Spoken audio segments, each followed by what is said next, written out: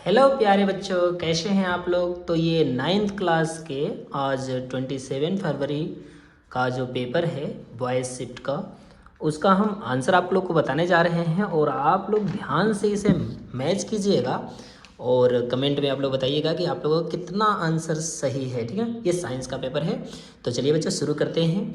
ये पहला क्वेश्चन है हिंदी मीडियम। क्वथनांक से कम ताप पर द्रव के वाष्प में परिवर्तन बदलने की प्रक्रिया को क्या कहते हैं। ठीक है, तो ये जो पहला का आंसर जो होगा इसमें होगा वाष्पीकरण। ठीक है, यानी इंग्लिश वाले मैच कर लेंगे इवेपोरेशन। ठीक है, इवेपोरेशन इसका सही जवाब होगा। वायु को द्रवित किया जा सकता है, यानी एयर कैन बी लिक्विफाइड। तो एयर को हम कैसे लिक्विफाइड कर सकते हैं?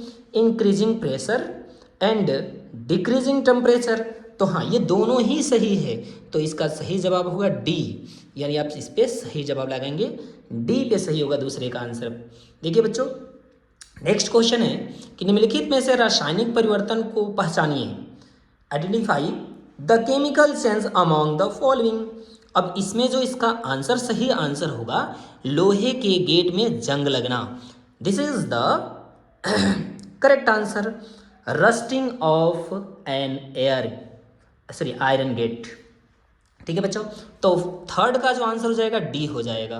कोशिका झिल्ली के निर्माण के लिए झिल्ली जीवांत जनन की प्रक्रिया होती है और घटक जो झिल्ली को जीवांत जनन की सहायता करते हैं। इसमें जो बनाने वाले जो सेल मेम्ब्रेन जो बनती है वो प्रोटीन और फैट से बनती है, यानी प्रोटीन एंड लिपिड वाला सही आंसर होगा इसका। अगला क्वेश्चन है आप लोगों का, इसमें 5 क्वेश्चन कि जंतु उत्तक जो जीवों के सभी अंगों को ढकता है। ठीक है, the animal tissue that cover all organs in the organism. अब ये जो टिश्यू है इसको जो क्या कहते हैं इसको, तो इसको हम कहते हैं बेसमेंट मेम्ब्रेन, यानी कि आधार झिल्ली कहा जाता है। ठीक है, तो इसका सही जवाब सही से आप लोग मैच कर लीजिएगा। 5वें का जो होगा वो सी सही जवाब होगा।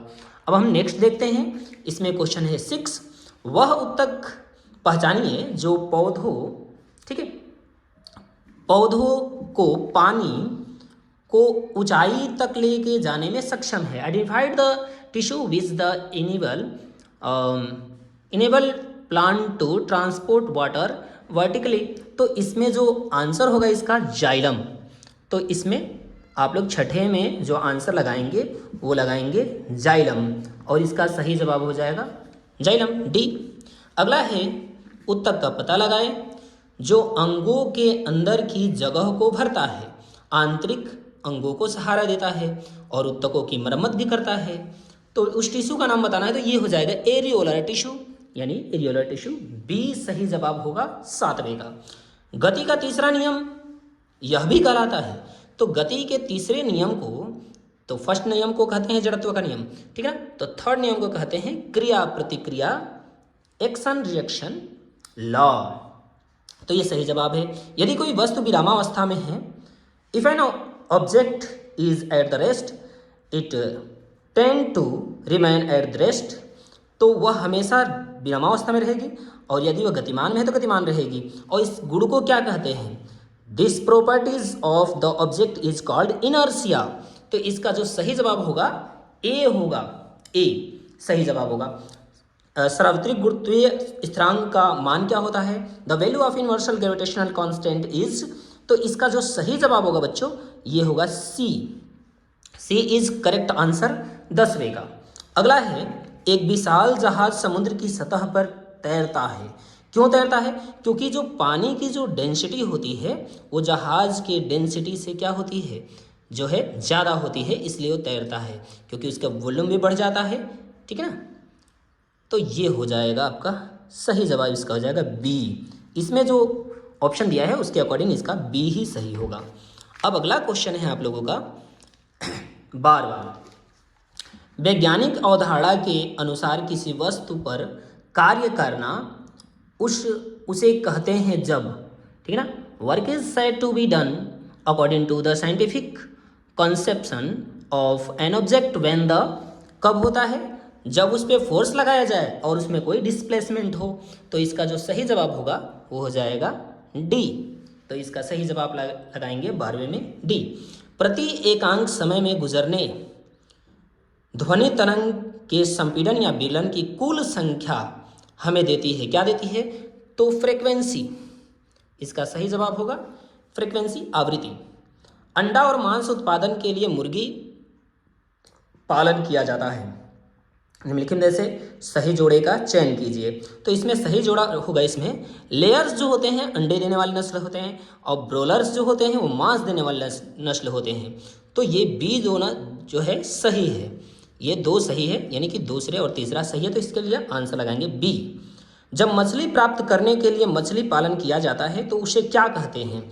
तो उसे हम कहते हैं, ठीक है ना, कल्चर फिशिंग, ठीक है, फिशरी, और यानी कि मछली संवर्धन कहते हैं। तो 15 का जो आंसर हो जाएगा वो हो जाएगा आपका ए। अब आते हैं 16 नंबर क्वेश्चन। नीचे दिए गए मवेशियों में से कौन सी नस्ल की विदेशी है? तो इसमें विदेशी जो है वो है जर्सी। जर्सी जो नस्ल होती है वो भी विदेशी होती है। अब आप लोगों का इसमें आ गया, ठीक है ना, असरेशन और रीजन वाले। तो असरेशन रीजन वाले में देख लेते हैं, अभिकथन और कार्ड वाले में। पहला है कि एक्स कोई पदार्थ है और उसका जो मास है 25 ग्राम है और वाई का जो है 40 ग्राम है, दोनों मिला के 65 ग्राम बनाने, बिल्कुल सही है। द्रव्यमान संरक्षण का नियम कह रहा है, ठीक है ना। तो द्रव्यमान संरक्षण का नियम, as per the law of conservation of mass, mass can be neither be created nor destroyed in the chemical reaction, बिल्कुल दोनों ही सही है। तो इसके लिए आप लोग इसमें लगाएंगे सही, क्या लगाएंगे? ए वाला जो सही है, ठीक है ना, दोनों ही सत्य हैं, तो इसके लिए आप सही लिखेंगे ए, ठीक है। अगला क्वेश्चन है कि अभिकथन, माइटोकॉन्ड्रिया पदार्थ के परिवहन के लिए कोशिका में नलिकाओं का या पुट्टिकाओं का एक बड़ा जाल बनाता है। ये गलत है, क्योंकि माइटोकॉन्ड्रिया का काम है बेसिकली क्या?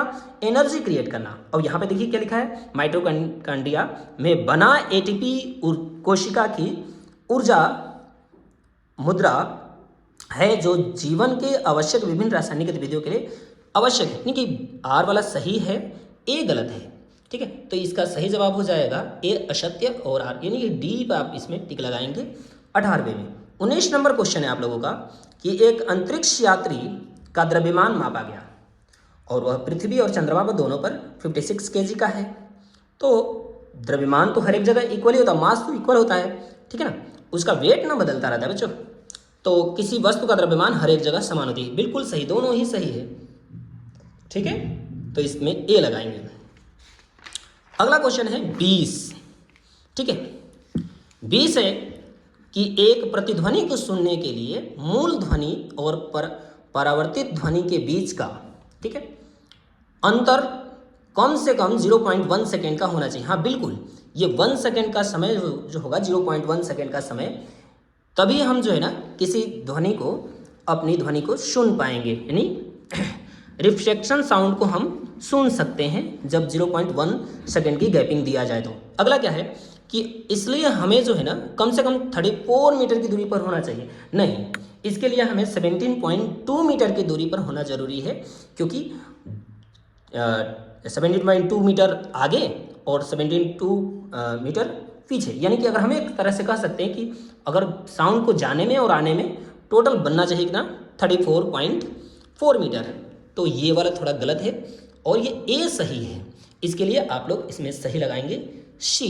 तो ये बच्चों आप लोगों का ऑप्शनल हो गया। बाकी मैं उम्मीद करता हूँ कि आप लोगों ने सारे क्वेश्चन सही किए होंगे, और आप लोग अगर जितने भी किए हैं अगर कमेंट में करके बताएं तो थोड़ा हमारा उत्साहवर्धन हो और हम आगे भी वीडियो बनाते रहेंगे। और एक चीज़ और जानकारी बच्चों की आप लोगों के लिए, मैंने मैथ में बहुत ही बढ़िया से समझा करके वीडियो बनाया है, तो आप हमारे चैनल पर अगर नए हैं तो जाएं और वीडियो को देखें, बहुत ही अच्छे तरीके से समझाया गया है। तो आज के लिए इतना ही, धन्यवाद।